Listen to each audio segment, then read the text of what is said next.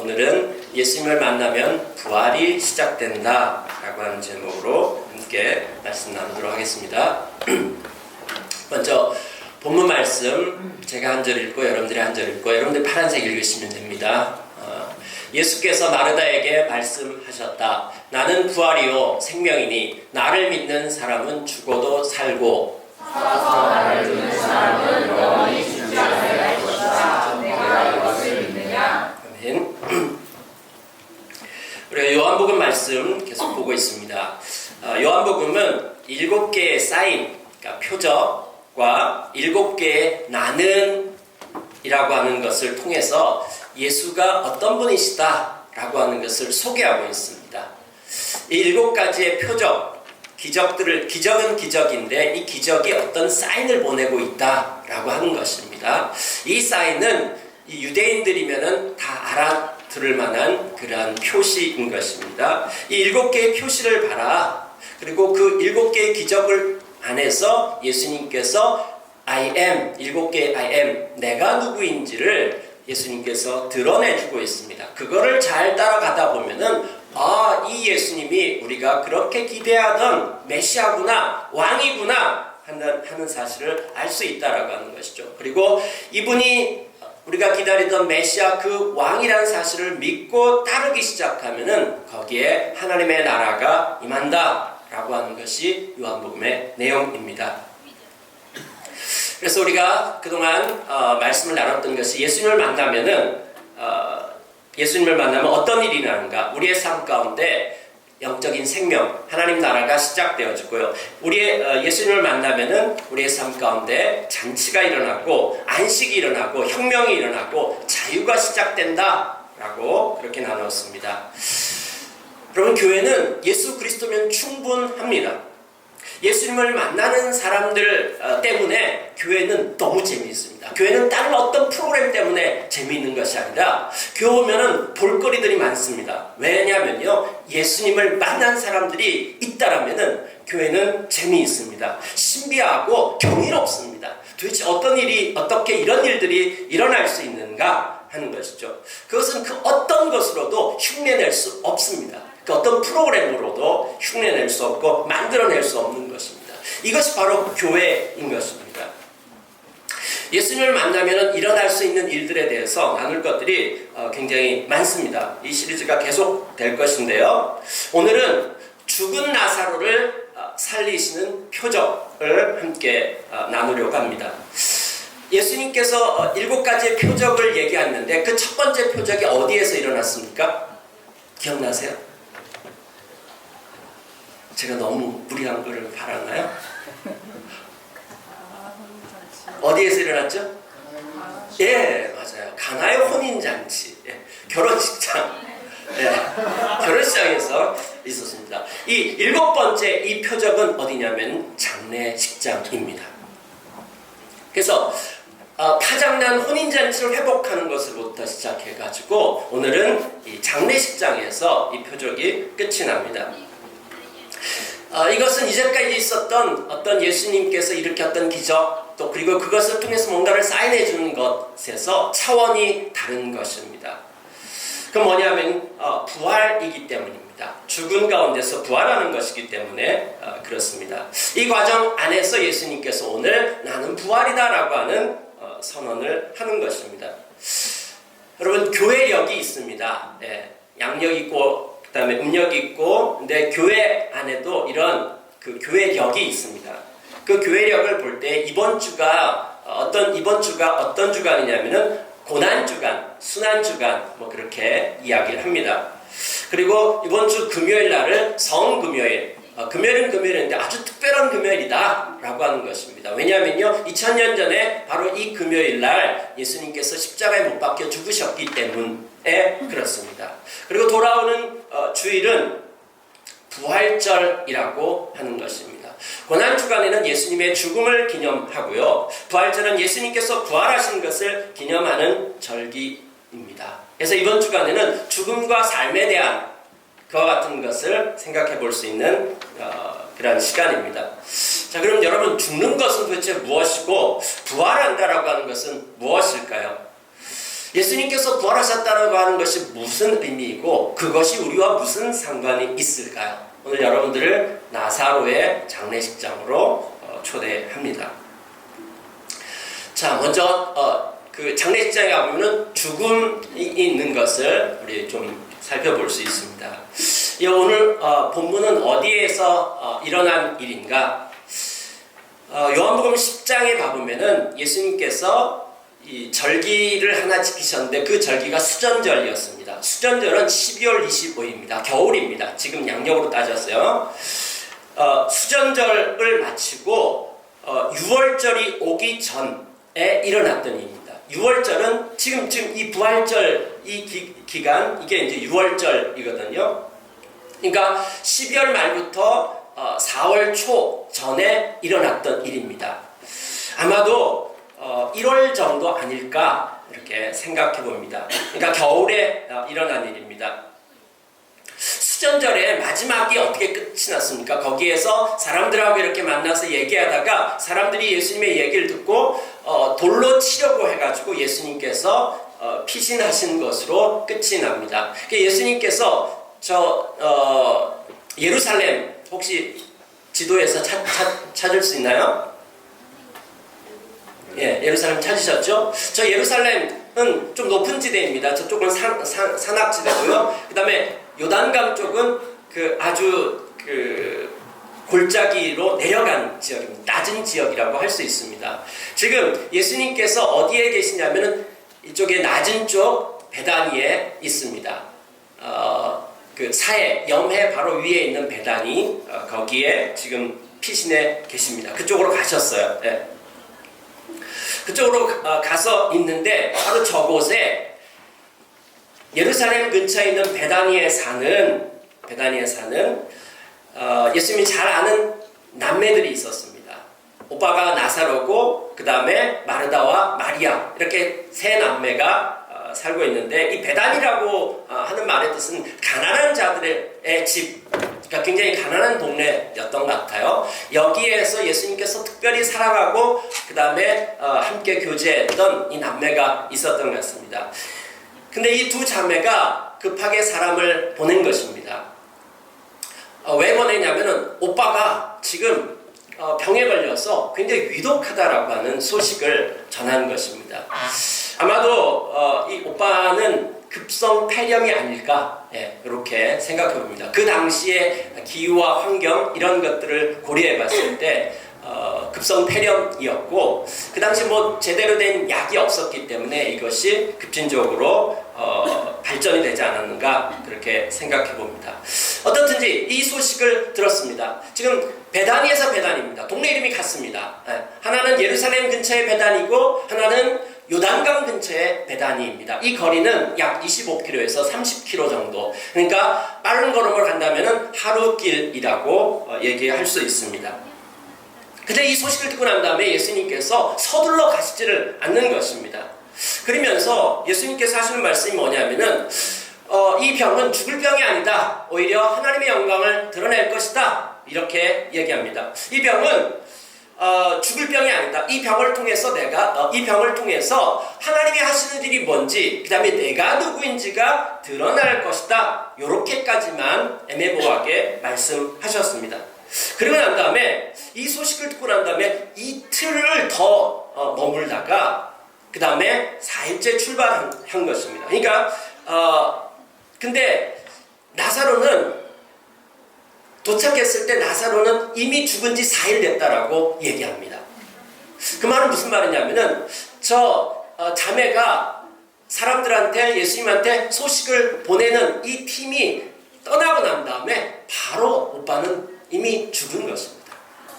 이미 죽었고요. 그 다음에 4일 뒤에 예수님께서 도착한 것입니다. 그러니까 첫날 이렇게 듣고 이틀 머물다가 3일째 되는 날 출발해가지고 그 4일째 도착한 것이죠. 그래서 도착했을 때는 이미 장례를 치른 지, 그 당시에 장례는 뭐냐면 당일날 치러요. 왜냐하면은 날씨가 덥고 그러기 때문에 당일날 치르는 것이 습관이었습니다. 어떻든지 간에 당일날 치르고 그 다음에 애도 기간은 약 일주일 정도 갖고, 그리고 이렇게 장례가 났을 때는 전문적으로 와서 곡을 하는 사람이 있고 그 다음에 함께하는 그런 사람들이 있었던 것이 그 당시의 장례 문화 배경인 것입니다.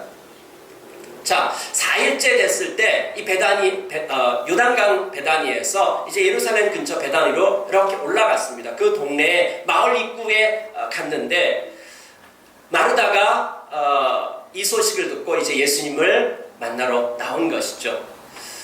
그 동네 입구에서 마르다도 만나고 또 마리아도 만납니다. 근데 두 자매가 똑같이 하는 얘기가 뭐냐면은 주님이 여기 계셨더라면 내 오라버니가, 내 오빠가 죽지 않았을 것입니다 라고 그렇게 이야기합니다. 여기 보면은 만약 뭐뭐 했었더라면은 그러한 후에 안타까운 이 안에 여러 가지 감정이 있는 것을 볼 수 있습니다. 죽음을 맞이하는 것, 이 장례식장에 가면은 이런 후회들이 굉장히 많습니다. 만약 뭐뭐 했었더라면, 만약 이런 일들이 있었더라면은, 네, 그런 저도 이제 작년에 저희 어머님 소천하셨는데 그때 여러 가지 생각이 들었습니다. 만약 뭐뭐 했었더라면, 이런 후회와 안타까움, 그리고 또 죽음을 대하면서 우리는 당혹감 가운데 들어갑니다. 주체할 수 없는 이별에 대한 슬픔도 우리 가운데 있습니다. 그래서 그 슬픔 가운데서 우는 사람 우는 것이죠. 그리고 이 안에는 다시 볼 수 없다라고 하는 상실감, 그리고 좌절감, 이 죽음 앞에서 아무것도 할 수 없는 거잖아요. 그리고 허망함, 뭔가 설명할 수 없는 허망함이 우리 가운데 있는 것을 발견할 수 있습니다. 그래서 이것이 마음의 상처가 되기도 하고, 또 어떤 때는 예기치 못한 죽음 가운데서 막 분노가 끌어오기 또 시작합니다. 그래서 도대체 하나님은 어디 계신가요? 하나님이 계시다면 이럴 수 있어? 라고 하는 그런 분노가 우리 가운데 생기기도 합니다. 이런 그 장례식장에 갔을 때 도대체 뭐가 위로가 될 수 있을까요? 장례식장에 갈 때마다 여러 가지 것들을 어떻게 위로하면 좋을까? 여러 가지 것들을 생각해 보지만은 그 어떤 말을 해도 위로가 안 되죠, 사실은. 네. 그냥 그때는 함께 있어주는 것 외에는 더 이상 어떤 말로 위로가 되지 않는 그런 것들을 볼 수 있습니다. 여러분, 이 그림 보신 적 있으십니까? 네. 뭉크라고 하는 화가가 그린 그림입니다. 제목이 절규입니다. 절규. 이게 1893년에 그린 그림인데, 이게 2012년도에 그 당시로서는 세계 최고의 경매가로 그림이 팔렸습니다. 약 1368억이라고 이야기합니다. 어마어마한 가격인 것이죠. 자, 이 그림을 한번 봐보세요, 여러분. 어떤 느낌이 드세요? 이 그림 보신 적 있으시죠? 네, 뭐 워낙 많은 패러들이 있기 때문에. 자, 저 그림에 대해서 본인이 일기를 써가지고 이 그림이 무엇인지에 대한 소개를 해놓고 있습니다. 어느 날 친구들하고 산책을 한 것입니다. 산책을 하다가 붉은 노을을 본 것입니다. 붉은 노을을 보고 난 다음에 엄청난 절규 소리를 들은 것입니다. 그럼 저 그림 봤을 때 지금 저 사람이 손이 어디에 가 있습니까? 얼굴에 가 있습니까? 아니면 귀에 가 있습니까? 이게 얼굴에 가 있으면 나홀로 집에고요. 귀에 가 있습니다, 지금. 사람들이 오해하는데 이게 놀래가지고 어머 이렇게 하는 것이 아닙니다. 그렇죠? 이게 지금 귀를 막고 있는 것입니다. 근데 여기에 배경이 되는 곳이 지금 현재 가보면 그대로 있습니다. 이렇습니다. 지금 저게 뭉크한테는 이렇게 느껴졌다라고 하는 것이죠. 그렇죠? 네. 저 장소에서 저 정도로 놀랄 만한 풍경입니까? 우리 교회 옥상도 지금 노을 맛집입니다. 네. 아주 기가 막힙니다. 저 노을을 봐보면서 친구들은 저 앞으로 가고 있는데 혼자 아주 절규하고 있는 것입니다. 근데 저 배경으로 또 다른 그림이 있습니다. 어때요? 같은 배경으로 다른 그림. 바로 그 절규라고 하는 작품 하기 바로 1년 전에는 절망이라고 하는 제목으로, 그리고 또 1년 뒤에는 불안이라고 하는 제목으로 똑같은 장소에서 다른 표현을 한 것입니다. 저 장소에 뭐가 있을까요? 네. 왜 저 장소에서 그랬을까요? 모두 에케베르크라고 하는 그런 언덕을 배경으로 하고 있습니다. 근데요, 이것뿐이 아닙니다, 여러분. 이것뿐이 아닙니다. 저 절규라고 하는 저 작품을 30종류의 버전으로 이렇게 그렸습니다. 네.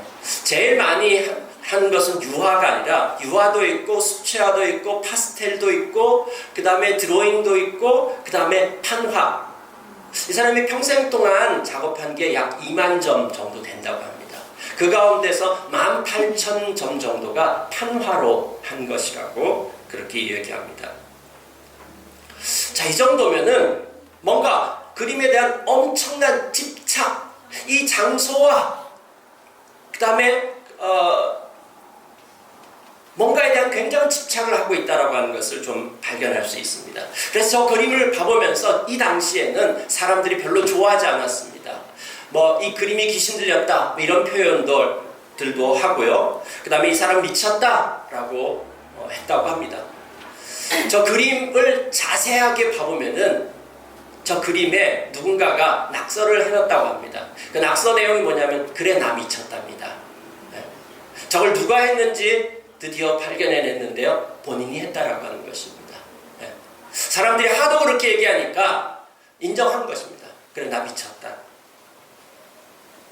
그리고 40대 중반 되어서는 결국 8개월 정도 정신병원에 입원까지 하게 됩니다.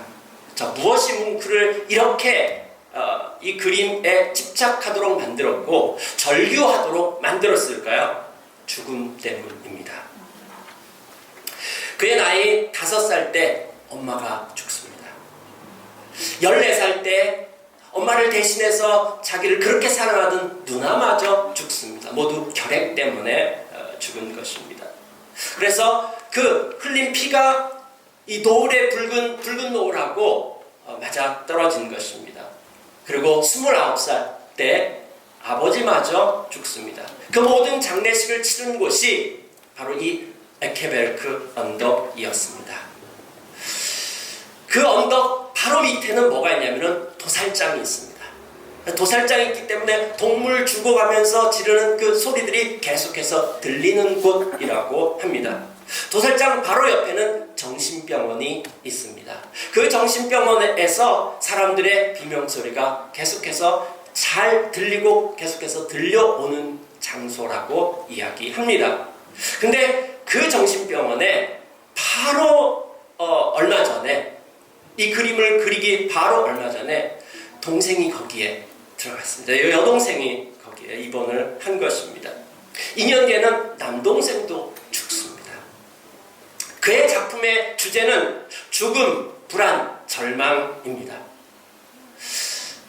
자기가 그 사람이 스스로 고백하기를 태어나던 날부터 공포, 슬픔, 죽음의 천사가 늘 자기 곁에 서 있는 것 같았다라고 그렇게 고백을 했습니다. 이 사람 인생 전체가 죽음이라고 하는 것에 묶여있는 것을 좀 볼 수 있습니다. 여러분은 어떻습니까? 여러분은 죽음을 대면했을 때 여러분은 어떻습니까? 다른 사람의 죽음에 대면했을 때 안타까움과 또 허망함과 여러 가지 감정들이 있습니다. 근데 여러분의 죽음이라고 한다면, 여러분이 죽음을 맞닥뜨렸다고 한다면 어떨까요? 죽음에 대해서 연구하고 강의하던 한 교수님이 있었습니다. 이 교수님이 자기가 시한부 판정을 받았습니다. 그때 이분이 이렇게 얘기합니다. 죽음은 우리를 뛰쳐나온 호랑이가 내게 덤벼드는 느낌이었다. 이제까지 그 교수님은 죽음이라고 하는 것은 죽음에 대해서 설명하고 강의하고 사람들한테 이렇게 했을 때는 이 죽음은 전부 다 이 철장 안에 갇혀있는 호랑이였다고 합니다. 근데 그 호랑이가 어느 날 뛰쳐나와서 자기에게 덤벼드는 느낌이었다라고 얘기합니다. 분명한 것은 우리 모두 죽는다라고 하는 사실입니다. 다만 언제 죽을지 몰라요. 이 죽음이 굉장히 나하고 멀리 있다라고 느껴지는데 사실 우리는 모두 죽는 존재입니다. 그리고 이 죽음은 인정사정이 없습니다. 죽음은 굉장히 강력하고 내가 가진 모든 것 그것을 다 빼앗아 가고 내가 가진 이 모든 걸 가지고도 이 죽음을 막아낼 수 없을 정도로 강력한 것입니다. 여러분, 죽음은 어떻게 될까요? 여러분, 죽음에 대해서 어떻게 생각합니까? 죽음에 대해서 이제까지 인류가 생각해왔던 여러 가지 것들이 있습니다. 그 가운데 몇 가지로 이렇게 좀 추려본다라고 하면은 첫 번째 생각은 죽음은 끝난다라고 하는 것입니다. 죽음은 끝이지. 그 다음에 또 어떤 사람은 죽으면은 자연으로 돌아간다. 흙이 되고 또 다른 어떤 원자가 돼가지고 다른 것으로 돌아간다라고 생각합니다. 또 어떤 사람은 죽으면은 몸은 없어져요. 하지만 영은 살아있어가지고 이 영이 다른 세계로 간다 라고 이야기합니다. 헬라 철학에서 주로 이런 이야기를 하는 것이죠. 영이 이데아의 세계로 간다, 보이지 않는 세계로 간다, 참의 세계로 간다. 그 다음에 또 많은 종교들에서는 이게 다른 세계로 간다. 어떤 사람은 다음 생으로 태어난다, 윤회한다라고 하죠. 공자는 죽음에 대해서 이렇게 얘기했습니다. 삶에 대해서도 아직 모르는데 어떻게 죽음을 알겠는가? 웨이즈션 옌즈스 이렇게 얘기했습니다. 석가모니는 죽음에 대해서 뭐라고 했냐면은 모든 사람이 죽는다. 모든 사람이 반드시 죽는다. 소크라테스는 죽음이라고 하는 것은 뭐냐면 육체의 감옥으로부터 탈출하는 것. 아까 헬라 철학에 대해서 얘기했죠. 네. 눈에 보이는 이 세계는 다 가짜고 안 좋은 것들이에요. 그러니까 여기서부터 나가는 것입니다.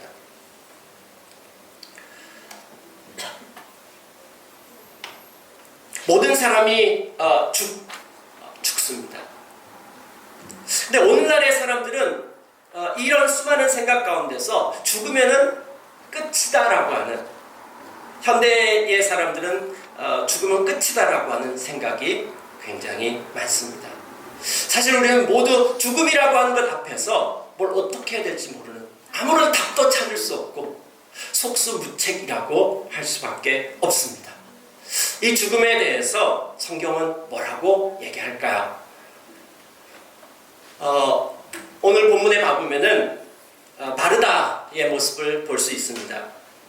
마르다, 마리아, 그리고 거기에 있었던 이 유대인들은 거기에 함께 모여서 죽음을 애도합니다. 슬피 웁니다. 비통해합니다.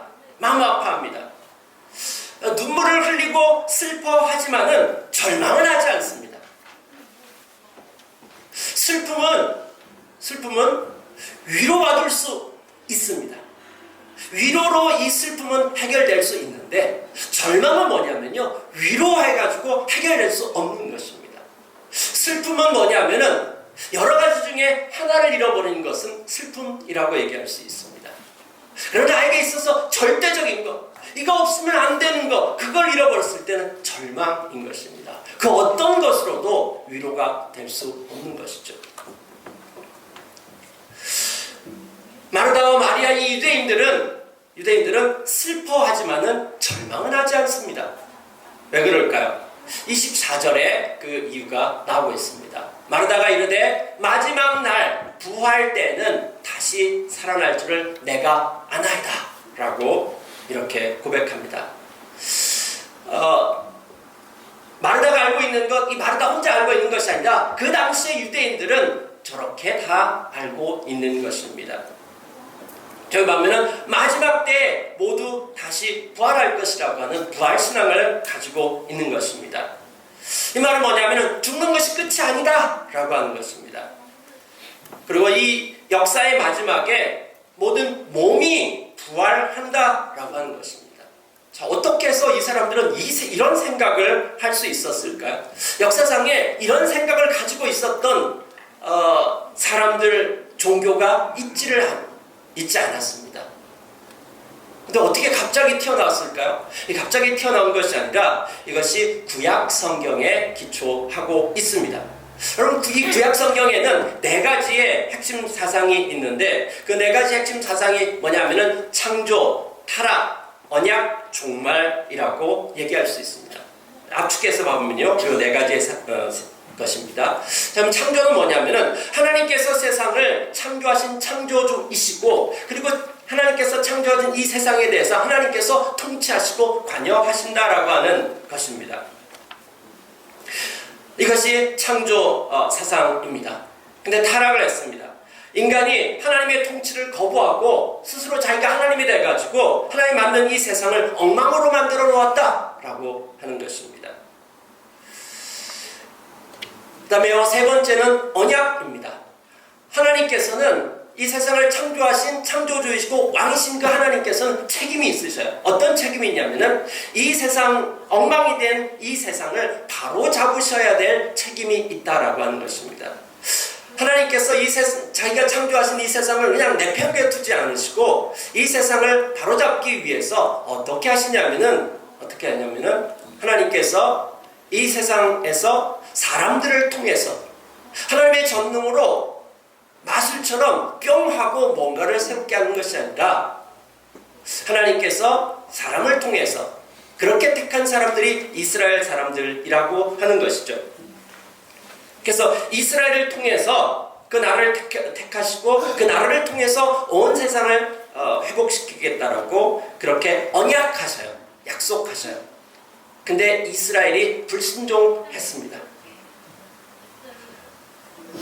근데 이스라엘은 불순종했는데 하나님은 이 언약에 대해서 반드시 성취하셔야 될 책임이 있으셔요.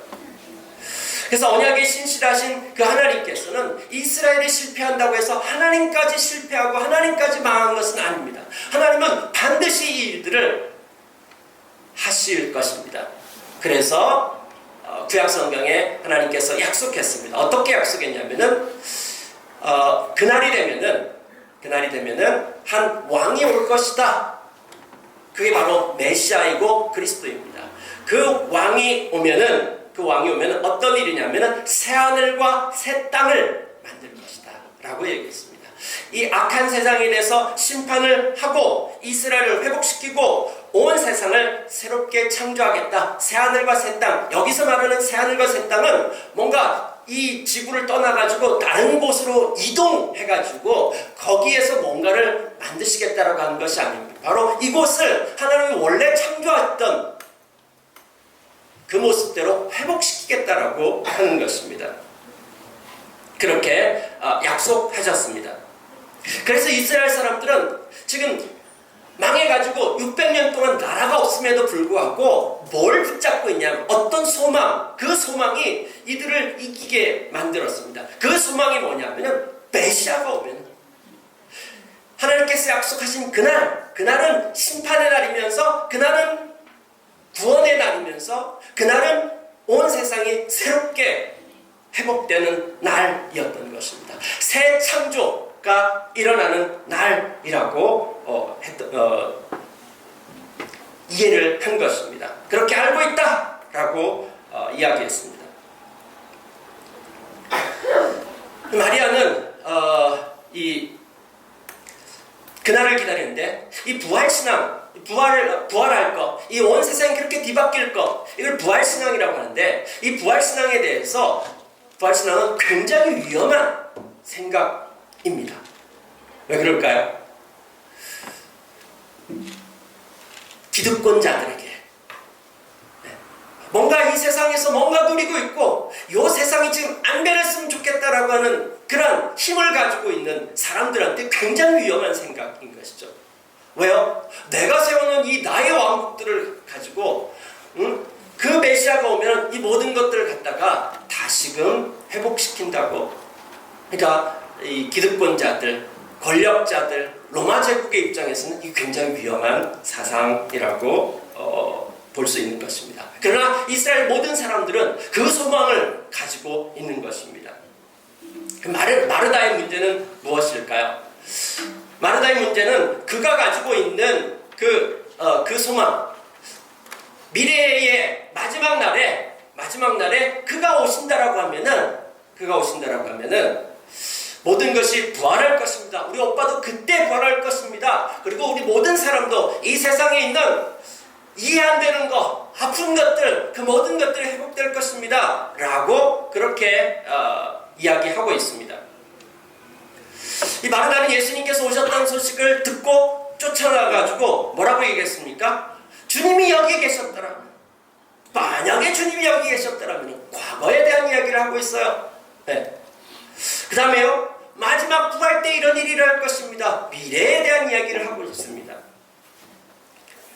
근데 현재가 없습니다. 현재에 대해서도 얘기는 하긴 했습니다. 예수님께서 그런 마르다에 대해서 뭐라고 얘기했습니까? 내가 부활이고 생명이다. 니네 오빠 오늘 살아날 거야. 라고 얘기했습니다. 근데 22절에 보면은 주님께서 여기 계시지 않았지만은 근데 이제라도 주님께서 기도 한마디 하시면은 우리 오빠한테 일 일어나지 않겠습니까? 믿음이 굉장히 좋은 것 같습니다. 깜빡 쏘가 넘어갔습니다. 이 누님 진짜 엄청납니다. 네. 이렇게 해놓고 예수님이 좋아, 그럼 무덤으로 가자. 그러고 무덤 열어. 그랬더니만은 뭐라고 얘기합니까? 39절에 이 누님 딴 말합니다. 네. 뭐라고 얘기해요? 주여, 죽은 지가 4일 됐습니다. 네. 이 사람들에게 있어서 4일이라고 하는 이 시간은 절대로 불가능한 시간입니다. 3일 정도는 가능성이 있다고 생각했는데 4일이라고 하는 것은 절망의 숫자인 것입니다. 4일 됐다니까요.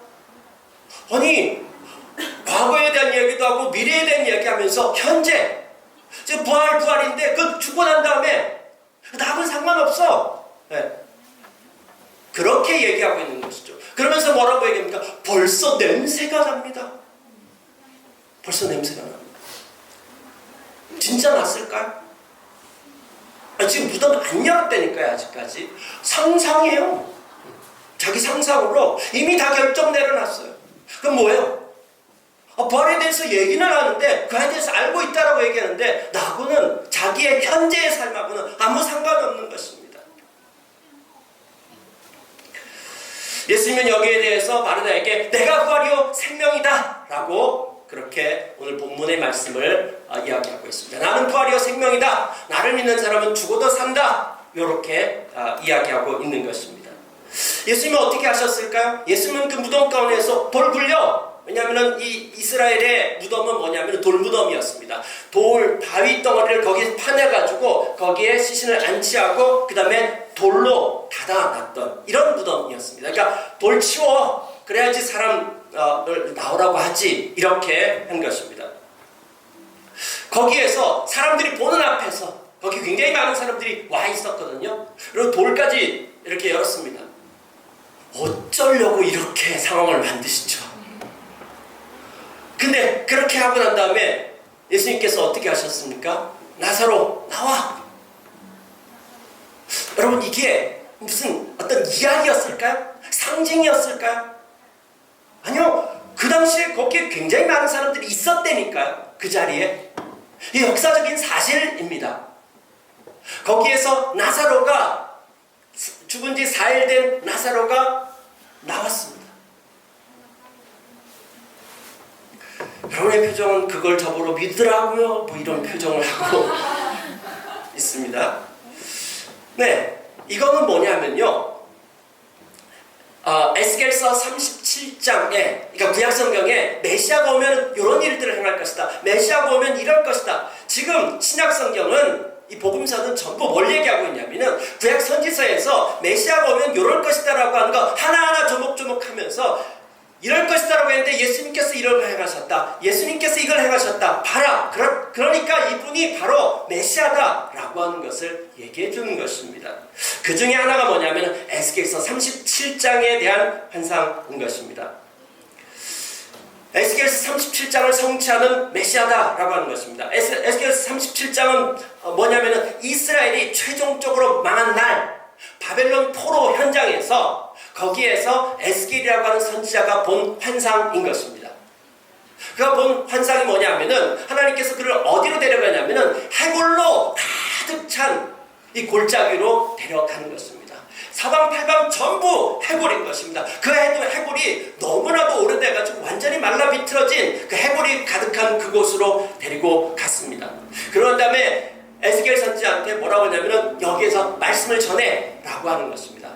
하나님 말씀을 대언하라고 얘기합니다. 하나님 말씀을 전하니까 거기에 어떤 일이냐면은 갑자기 바람이 불어오더니만은 저 마른 해골뼈들에게 그 생기가 돌기 시작하는 것입니다. 살이 돋기 시작하고 뼈가 맞춰지기 시작하고 여기저기서 맞춰지기 시작하고 그리고 이들이 일어나서 되살아나는 이런 환상을 본 것입니다.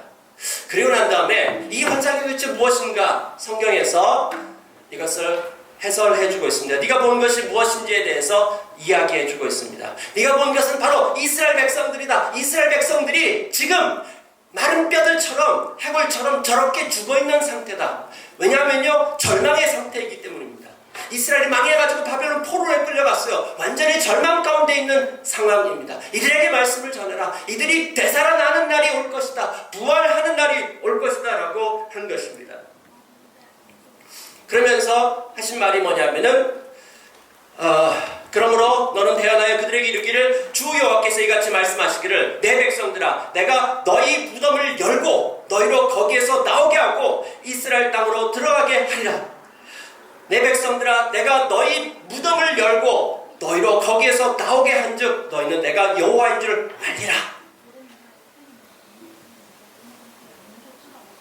여기 여호와라고 말이 I am입니다 여러분. 같은 말입니다. 그러니까 나사로의 무덤을 열고 나오게 한 것입니다. 이 나사로는 개인도 되지만은 이스라엘 백성도 되는 것입니다. 개인적인 역사적으로 나사로가 한 사람이 직접 살아났습니다. 나사로의 부활이 예수님을 십자가에 못 박히게 만든 결정적인 결정타를 먹인 사건입니다. 그렇기 때문에 역사적인 사실입니다.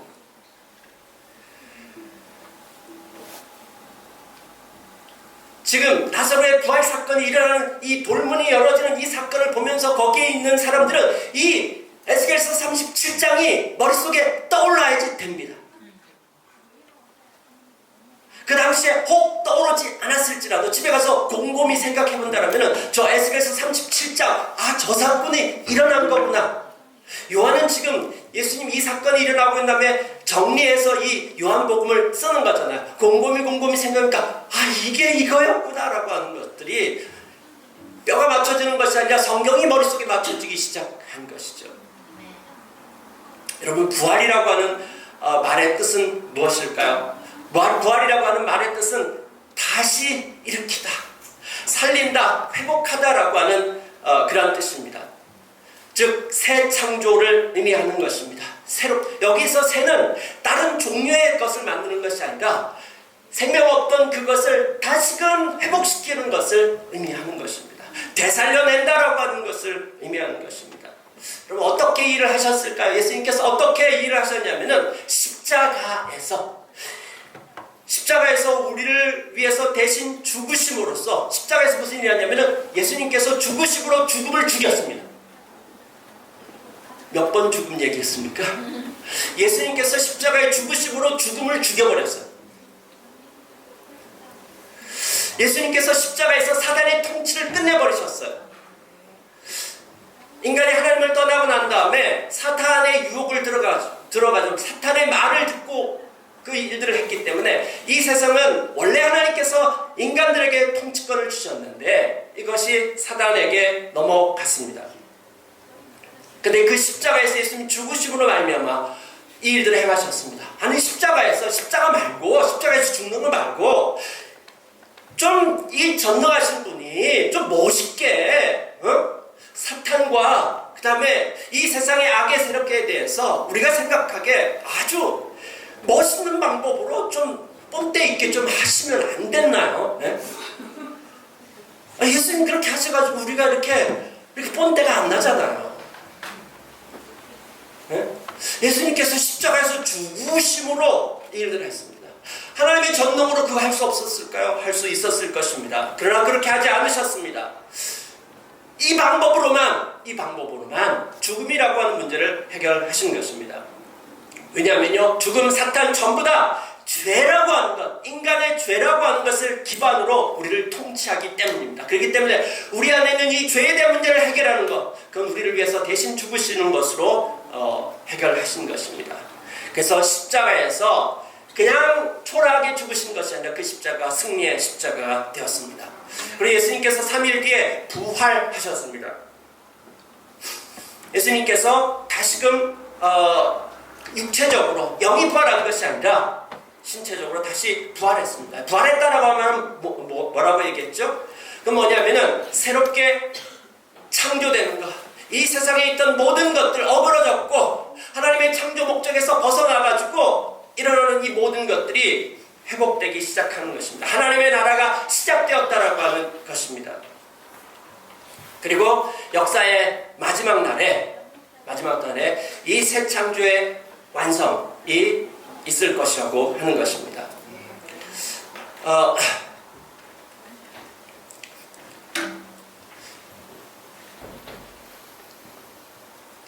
이것은 예수님께서 부활하신 이것은 역사적인 사건이었습니다. 예수님께서 역사적인 인물이었고, 그 다음에 십자가에서 죽으시고 부활하신 이것은 그 수많은 역사 자료들이 있습니다. 오늘 이것에 대해서 얘기할 시간은 다 없습니다. 어떻든지 간에 예수님께서 일어나셨던 이 역사 가운데 있었고, 그 다음에 십자가에서 죽었던 것들은 성경 말고도 기록들이 있습니다. 예수님께서 부활하셨다. 이 부활하신 것에 대한 가장 강력한 증거는 뭐냐면 제자들의 변화입니다.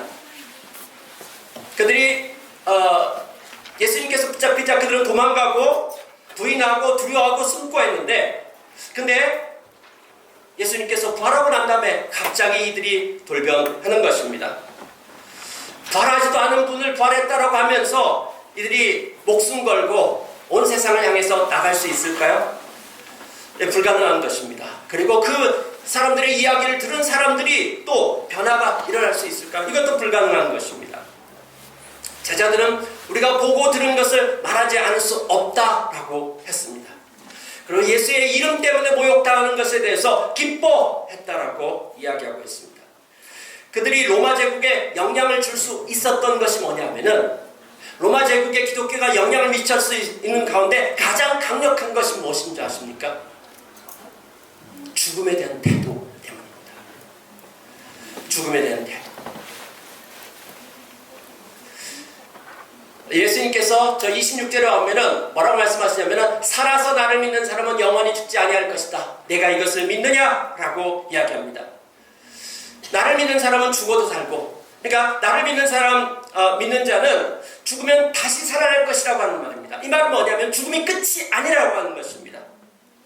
죽음이 끝이면 우리는 절망적입니다. 그렇기 때문에 우리는 슬퍼하지만은 어떤 일을 당했을 때 슬퍼하고 울고, 기독교인들도 다 하는 것입니다. 그러나 그것이 우리에게 절망이지는 않습니다. 슬픔은 위로받을 수 있는 고통입니다. 죽음이 절대 끝이 아닙니다. 우리가 눈앞에 보이는 이 현실도 절대 끝이 아닙니다. 여러분, 이 악이 아무리 강력하게 할지라도 그것이 끝이 아닙니다. 왜냐하면요, 하나님께서 이 모든 이 세상을 창조하신 그분께서 책임지시고 이 세상을 바로잡을 그날이 온다라고 하는 것입니다. 그날에 대한 소망 때문입니다.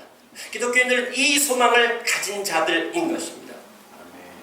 그 다음에 또 살아서 나를 믿는 사람은 영원히 죽지 않을 것이다. 이 말은 기독교인은 안 죽는다고 이런 의미가 아닙니다.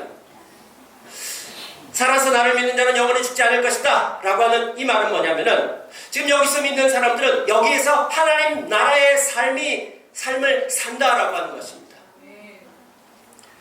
다시 일어서고 회복되고 새롭게 되는 것, 그것이 오늘 내 삶 가운데 예수 그리스도를 만남으로 말미암아서 예수 그리스도를 만남으로 말미암아서 오늘 여기에서 내 삶 안에 부활이 일어나는 것입니다. 예수님만 부활하신 것이 아니라 예수님 부활하셨기 때문에 우리도 부활하는 것입니다.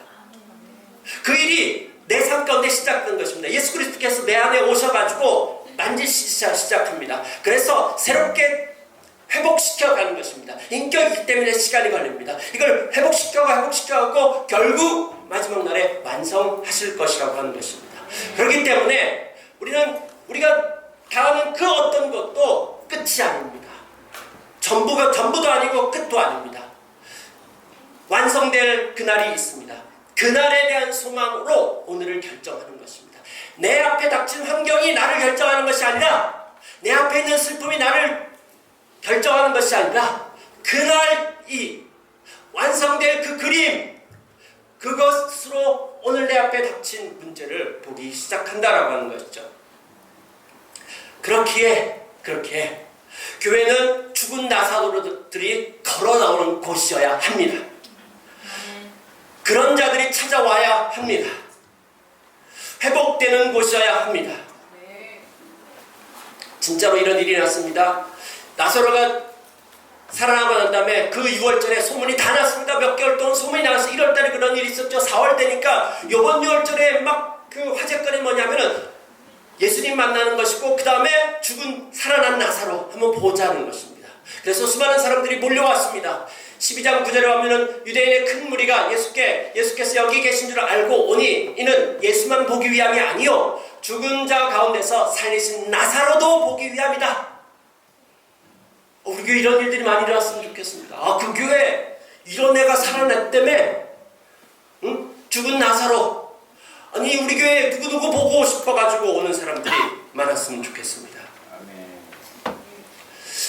1994년도에 이 세계에서 제일 유명한 크리스찬 잡지가 있는데 크리스채너티라고 하는 잡지입니다. 이 잡지의 편집장이었던 마샬 셸리가 이런 글을 기고합니다. 하나님은 왜 이분만 살 아이를 태어나게 하셨는가? 1991년 11월 22일 저녁 8시 20분 아들이 태어났습니다. 그리고 2분 뒤에 22분에 이 아들은 죽습니다. 그로부터 3개월 뒤에 중증장애를 가졌던 셋째 딸이 또 죽습니다. 그들은 이 부부는 멘붕에 빠졌습니다. 그리고 하나님 앞에 나아가서 절규하기 시작합니다. 하나님은 왜 단 2분만 살 아이를 창조하셨습니까? 하나님은 왜 단 2년만 살 아이를 창조하셨습니까? 라고 이런 긴 씨름하는 가운데 하나님 앞에서 답을 얻게 됩니다. 단지 2분 동안 살 존재로, 단지 2년 동안 살 존재로 창조하지 않으셨다라고 하는 것입니다. 영원한 존재로 창조하셨다라고 하는 것입니다. 단지 이 세상에서 2분 있었을 뿐이고, 단지 이 세상에서 2년 있었을 뿐입니다. 여러분, 이 세상의 삶이 전부가 아닙니다. 여러분은 영원한 존재입니다. 영원한 가운데서 100년? 아무것도 아닌 정도의 시간인 것입니다. 예수님께서 부활하셨습니다. 그것을 매주마다 기념하는 것이 바로 주일인 것입니다. 예수님께서 십자가에서 길을 내시고 새 창조를 시작하셨습니다. 죽음이 끝도 아니고 우리가 처한 상도 끝이 아닙니다. 여러분, 속지 마세요. 슬퍼할 수 있지만 절망하지 마십시오. 하나님께서 왜 이렇게 안 해주시는지 이해가 안 될 때도 있습니다. 원망이 될 때도 있고 속상할 때도 있습니다. 슬퍼하거나 실망이 될 때도 있습니다. 이해가 도무지 안 돼요. 그럴 때도 있습니다. 그러나 여러분, 거기서 기억해야 될 것은 이해 안 되는 그 상황일지라도 주님 거기에 우리와 함께 하시고, 그 다음에 또 하나 기억해야 될 거는 우리 대본이 그렇게 안 끝난다니까요. 끝 대본 보여드리고 끝내겠습니다. 네. 요한계시록 21장 3절부터 5절 다 같이 한번 읽어볼까요? 시작! 그때 나는 보좌에서 큰 음성이 울려오는 것을 들었습니다. 보아라, 하나님의 주의 사람들 가운데 있다. 하나님이 그들과 함께 계실 것이요 그들은 하나님의 백성이 될 것이다. 하나님이 친히 그들과 함께 계시고 그들을 눈에서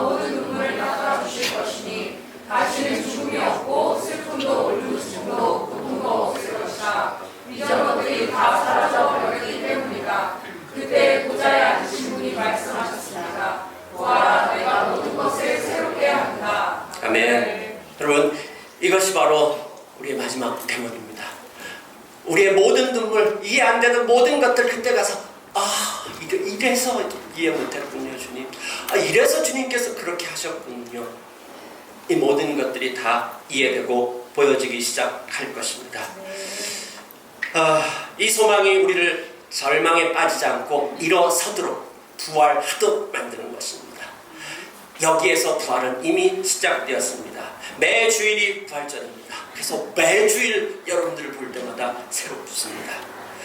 이 시대에 뭉크, 나사로, 니고데모, 사마리아 여인들이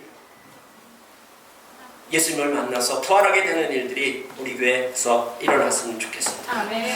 거기서 저희 함께 동행하고 울며 기다려주고 품어주는 공동체, 그 가운데서 예수님을 만나는 공동체가 되었으면 좋겠습니다. 매주마다 부활이 일어나는 공동체가 되기 원합니다. 기도하시겠습니다.